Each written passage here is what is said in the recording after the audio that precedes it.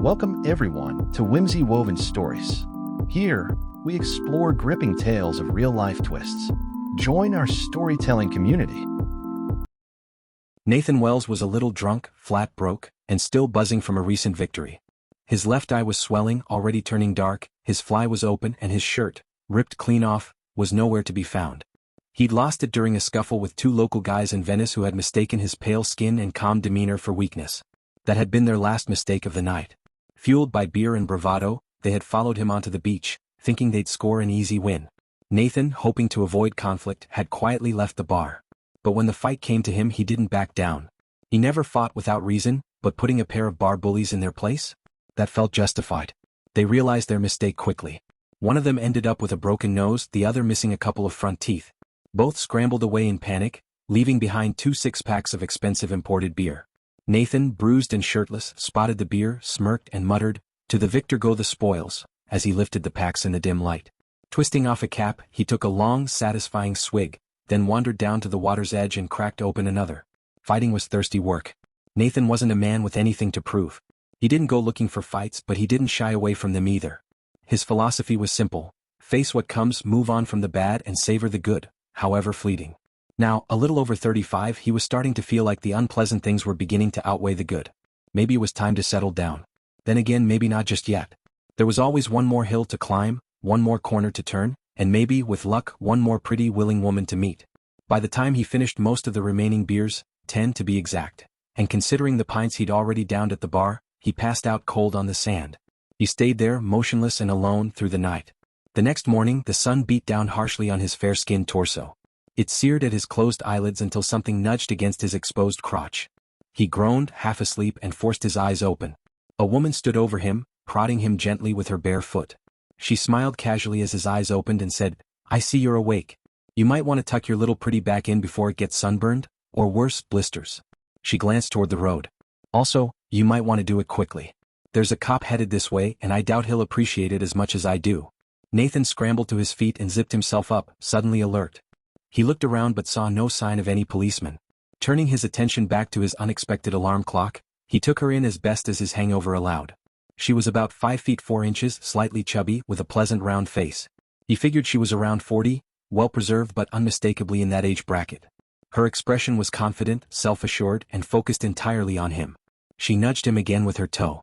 "So, what happened? You get drunk, pick a fight, and pass out on the beach?" There was something commanding about her that made Nathan feel slightly off balance. Somehow, he felt like the rest of his life might be judged by whatever answer he gave her. "Well, sort of," he began. "I was talking to a lady at the bar. These 2 guys didn't like that. I tried to leave but they followed me, so we fought." He shrugged, his broad shoulders rising and falling easily. As he stuck his hands in his pockets, his stomach dropped. Empty. Both hip pockets, also empty. His wallet was gone. "Bloody hell," he muttered, scanning the sand around him in a panic. "You looking for this?" the woman asked, holding up a familiar worn-out wallet. "Found it on the bar floor. You were gone by the time I realized it was yours. It was already empty, though. Someone else got to it before I did."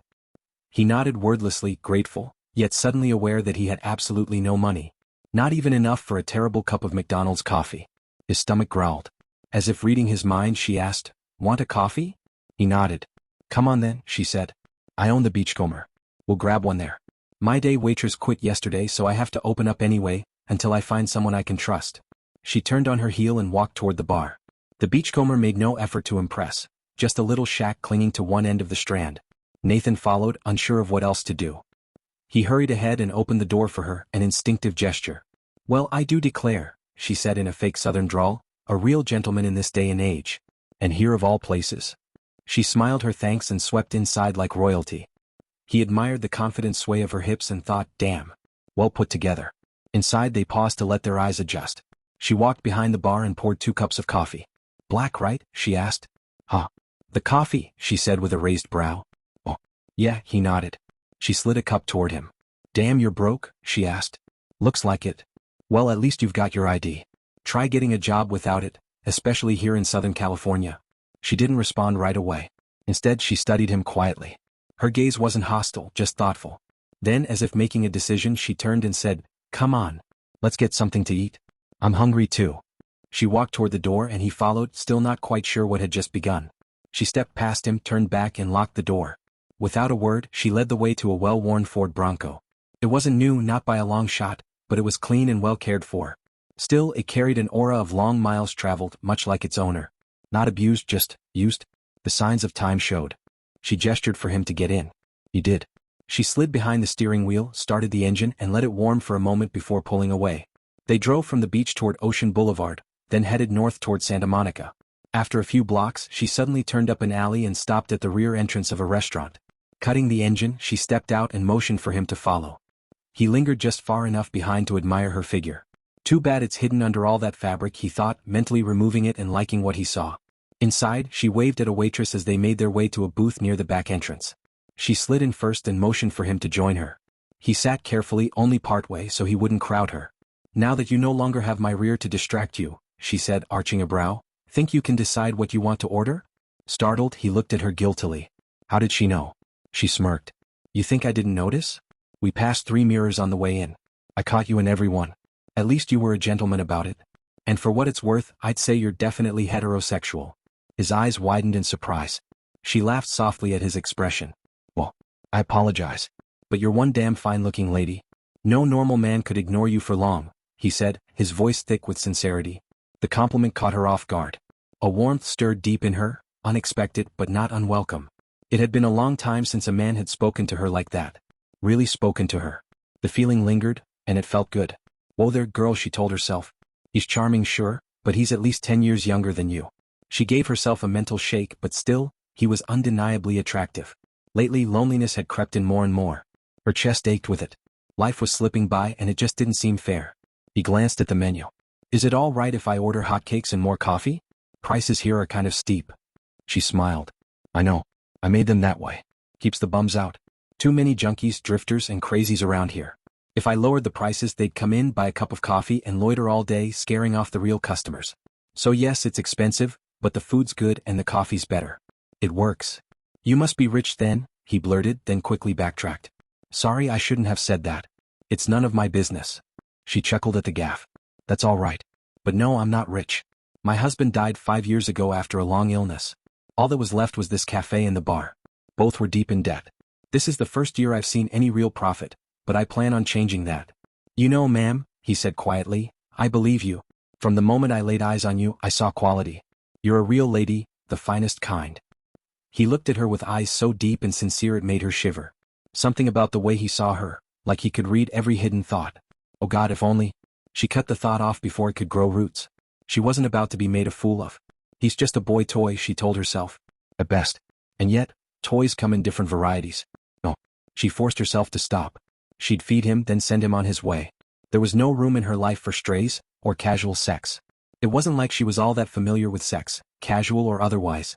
She'd seen enough heartbreak at the Beachcomber to last a lifetime. Men and women desperate for love, trying to prove their worth, only to fall apart like some never-ending soap opera. She wasn't going to become one of them. Do you want a job? She asked suddenly.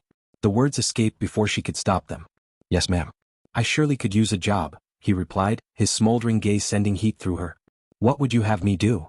For a heartbeat, a vivid image flashed through her mind, the two of them on this very table. I'd have you take me right here and now, she almost said. Instead, she took a breath and answered, voice only slightly trembling. You could open the Beachcomber in the mornings.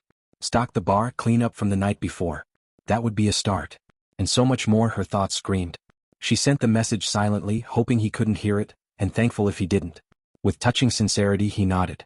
Ma'am, I'll do my best to be everything you want me to be. Never worked for a lady before. Not one so fine as you. Never tended bar either, but I've been in plenty. I learned fast. I'll do you proud. His southern charm slipped through, faint, like the hum of Tennessee bluegrass. It tugged at her in ways she didn't expect. Just then the waitress returned. Good morning, Martina, she greeted warmly. What'll it be today? Martina, as she was known to all, smiled. Bring us both a steak and 3 eggs. You know how I like mine. He'll tell you how he wants his. The waitress looked to Nathan, her expression shifting with interest that had nothing to do with food. How would you like yours? She asked, voice sultry. Nathan had heard that tone before, too many times. Rare, he replied with a grin. And plenty of potatoes. He kept it light, careful not to flirt. Something told him his new boss wouldn't like that, and he wasn't about to risk the opportunity. Besides, the woman across from him had something no other woman did. A rare essence. If given the chance, he wanted to find out what it was. "This gentleman is coming to work for me," Martina said firmly. The waitress heard the message loud and clear. "He's mine. Hands off." She backed away, territory acknowledged. Nathan remained blissfully unaware of the unspoken skirmish. "Ma'am, when do you want me to start?" he asked. "Start?" Her voice squeaked as her mind snapped back from a far more inappropriate place. "Oh, you mean work? Sorry. My mind was elsewhere." "Yes, about work," she said, trying to regain her composure. She continued, "You're on the clock now. As soon as we eat, we'll head back and get everything ready for the day. The regulars will start wandering in for their liquid breakfasts in a couple of hours." He nodded, understanding, and they sat in silence until the food arrived. The waitress served them quietly, brushing his shoulder as she placed the plates on the table. Martina noticed but chose to ignore it. Nathan dug into his food immediately, eating with visible enthusiasm. His manners were just about acceptable. He wasn't rude, just unusually eager. He chewed with his mouth closed and didn't take oversized bites, but it was obvious he'd spent more time around men than in refined company. He finished his meal and was halfway through his third cup of coffee while Martina was still working through half her plate. The portions were generous. No one had ever left her place hungry. He smiled at her, a look somewhere between a loyal dog and a trusted friend. God almighty, she thought, this guy should be on TV. Women wouldn't care what he said, they'd just want to. She shook her head to clear that thought away. "You ready?" she asked, sliding out of the booth. "Sure," he replied, getting out from the other side. They rode back to the beachcomber in silence. She started second-guessing everything. What was she even doing? Acting like some teenage fool over a younger man who hadn't shown any interest in her. Nor should he, she reminded herself. The problem was hers. Still, he was so damn good-looking. He reminded her of a young Robert Redford, but more masculine, more rugged. Redford had that pretty boy look, but this one, he looked like a man. And why would he want someone like her anyway? A fat, aging has-been. For the first time since her husband passed, she became uncomfortably aware of her extra weight. Inside the dim bar, she switched on all the lights and propped open the door. Without needing to be told, he headed to the back and returned with a mop, a bucket, a hand broom and a push broom. He stacked the chairs on the tables, emptied the ashtrays and lined the bar stools up neatly. Then he swept the floor thoroughly, dumped the dustpan and began filling the mop bucket. "Where's the soap?" he asked. She handed it to him and sat down, watching as he slowly and meticulously mopped and rinsed the floor.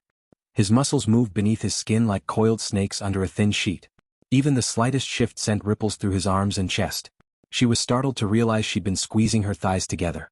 Embarrassed by her thoughts and confused desires, she stood abruptly and walked to the open door. "What is wrong with me?" she wondered. "Have I gone mad?" It had to be some kind of late-life crisis. How unfair, to go through the change without ever having really lived. From the age of 15 to 20, she had cared for her ailing father after his stroke. She had lovingly bathed and fed him, refusing to let him waste away in a nursing home. Len, the neighbor, stayed with him while she went to school, and she took over as soon as she got home. Weekends were spent at home. She never resented her father. When he passed, she was 20. She sold the house and went to college on a partial scholarship. There, she met Professor Daniel Deeming, her American history instructor. He was never Dan or Danny, always Professor Deeming. She was probably the only one who called him Daniel, and even then rarely. He wasn't snobbish or distant. On the contrary, he was kind, thoughtful, and generous with his time. By the end of her second semester, they were married. Their honeymoon was a weekend in San Francisco, after which they returned to LA for work. Martina blended into campus life easily, deferring to the older faculty wives. She continued her studies and acted as Daniel's wife, hostess, and support. Life wasn't perfect. It was quiet, predictable. Daniel had always been emotionally distant, more in love with history than with her. He cared deeply about the American Revolution and the French and Indian War. She was his companion, yes. They shared a bed occasionally, but the intimacy was rare, mechanical, and passionless. Since he was her first and only lover, she had no real comparison. Still, she felt there had to be more to life than this. But what? She couldn't say. Her thoughts snapped back to the present, and to the man who had walked into her life out of nowhere, stirring emotions she didn't know she had. It horrified her. She must be losing her mind. Then quietly he stepped behind her. "I think I should go, ma'am." "I don't think this is going to work out," he said. Startled, she looked at him. "What? Is something wrong?" A sharp jolt of fear cut through her, settling deep in her chest. Now she thought. He can't leave. He just can't. "Ma'am, I need to be honest with you," he said, his voice low and sincere. "If I stay here working for you, it's going to be hard for me to focus. There's something about you, your presence, your confidence, it's distracting. I'm sorry if that sounds out of line, but it's the truth." His vulnerability caught her off guard, slicing through her carefully guarded composure. She saw the inner turmoil playing out in his eyes. He paused, took a breath and continued. "And there's something else. What you did on the beach with your toe, that little nudge? He shook his head, a pained smile forming. I know you meant it as playful, but it's been stuck in my mind ever since. He started to turn away, embarrassed. No, wait, she said, flustered. Oh dear. I don't know what to say. It's just, you. Her voice trailed off, words slipping through the cracks of her scattered thoughts. Do you really find me attractive? Even a little? Her gaze fell to the floor, her heart pounding with fear of rejection. Then she felt his hands gently grip her arms. Ma'am, I want you so much it hurts, he said, his voice filled with a raw ache. Not just for a moment, not just a fling. I want you, all of you. Feels crazy, I know. We barely know each other, but it's like I've been waiting my whole life to meet someone like you. She looked up into his eyes and was nearly swept away by the intensity burning there. I think I've said too much, he added, stepping back slightly. I'm sorry, it's just, I haven't felt this way in years. Can I tell you something I've never told a man before? She asked softly. He nodded, still holding her arms. I want you to make love to me. His eyes widened. A woman like you could have any man she wanted. Why me? I don't know, she whispered. I don't even know your name. But today, you woke something up in me. Something I didn't know existed. It's all your fault. A small, nervous laugh escaped her lips before a hiccuping sob took over. He gently lifted her chin with a knuckle, and their eyes met again. Then, with delicate restraint, he kissed her, softly, reverently. Hi, he whispered. Hi, she breathed in return. Their lips met again, this time lingering longer. When their kiss deepened, a wave of sensation swept over her that left her breathless. They stood there in silence, lost in a moment that felt too real to be rushed. I don't think this is the right place, he said gently. You deserve more than a hurried moment. His words touched something deep in her. Go lock the front door, she said quietly. My apartment is upstairs. He obeyed. When he returned, she took his hand and led him up the stairs. Her bedroom was soft and warm, decorated in gentle hues of pink and white. It felt like a haven. He paused, taking it all in. This is beautiful. But the moment didn't let him drift far. Her hand brought him back, and in a shared silence, they allowed their emotions to guide them. What followed wasn't about urgency, it was about something deeper.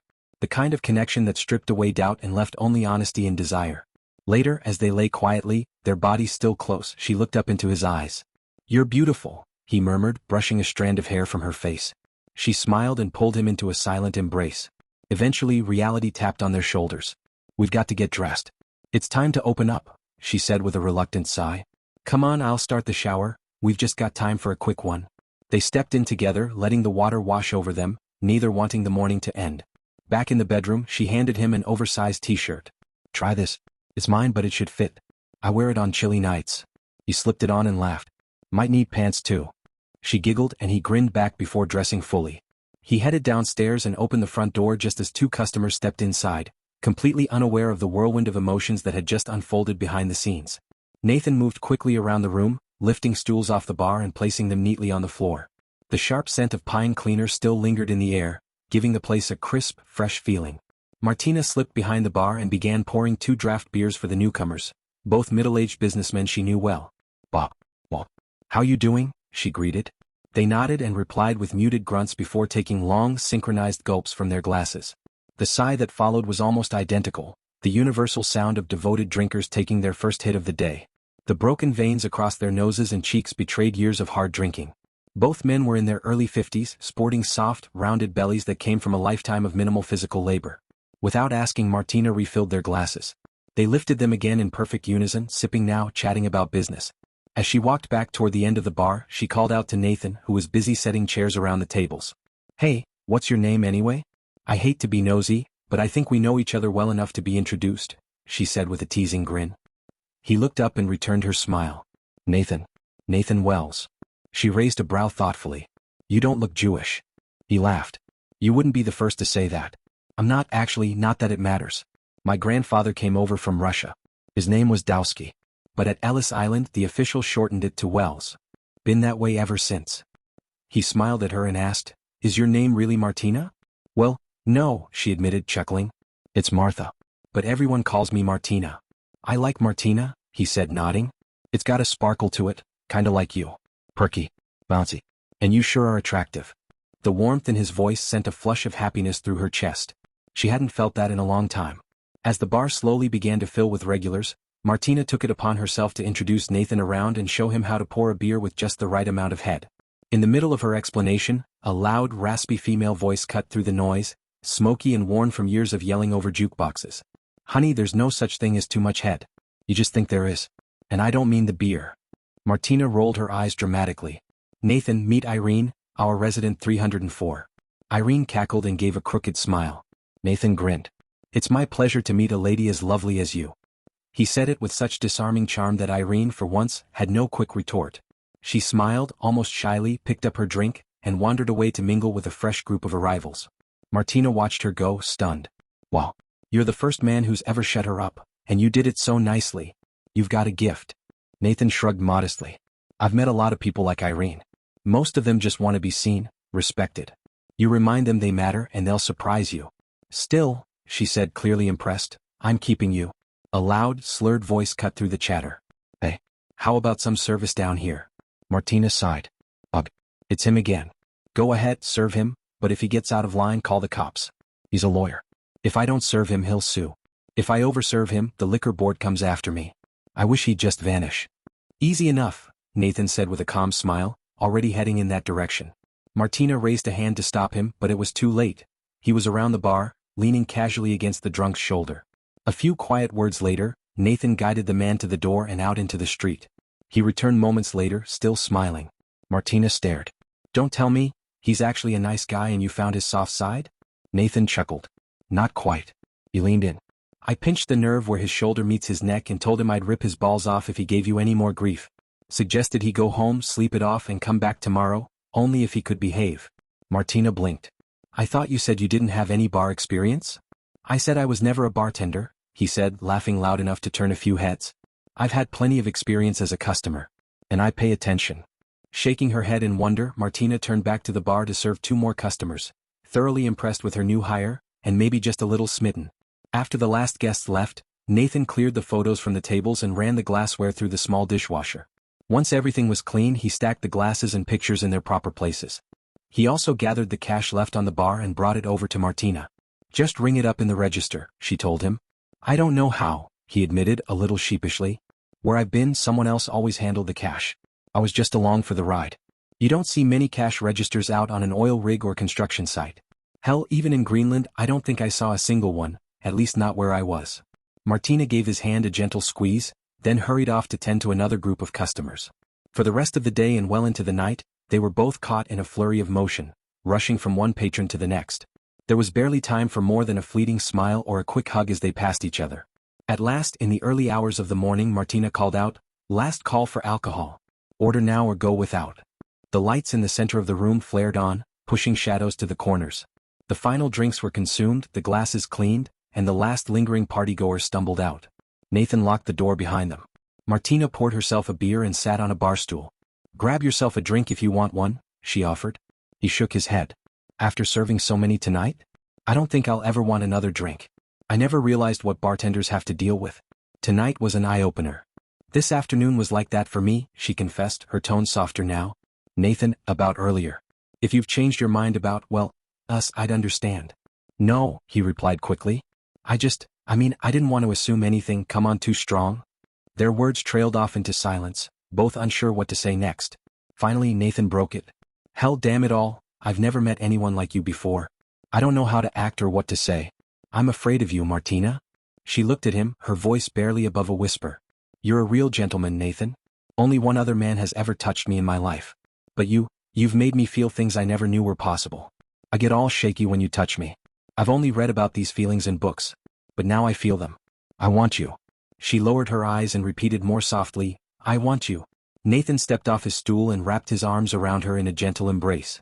He kissed her hair and brushed his cheek, rough with stubble, against hers. "Look at me," he whispered. She tilted her head up and he kissed her softly, her lips, her cheeks, her forehead. Then finally her lips again. She opened slightly and his tongue met hers. They kissed deeply, melting into each other. Time blurred.